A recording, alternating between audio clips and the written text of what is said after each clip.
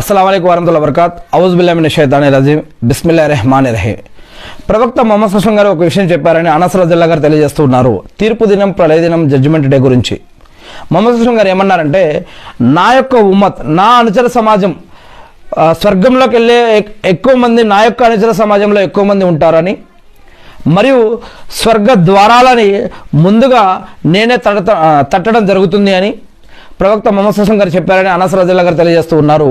మరియు అబూ హురైరా రదియల్లాహు గారు ఏం చెప్పారంటే, మానవులందరి నాయకుడిగా ప్రవక్త మొహమ్మద్ సల్లాల్లాహు గారు ఆ రోజు ఉంటారు అని, మరియు సమాధి నుంచి ముందుగా లేపబడేది, మరియు వసీలా రిక్వెస్ట్ చేసే అవకాశం కూడా ప్రవక్త మొహమ్మద్ సల్లాల్లాహు గారికి ముందుగా లభిస్తుంది అని, మరియు ఈ యొక్క వసీలా అంటే ఈ యొక్క సిఫారసు స్వీకరించేది కూడా ముందుగా మొహమ్మద్ సల్లాల్లాహు గారిదే అని ఇక్కడ అబూ హురైరా రదియల్లాహు గారు తెలియజేశారు అని ముస్లిం హదీస్ గ్రంథంలో తెలియజేయడం జరుగుతూ ఉంది.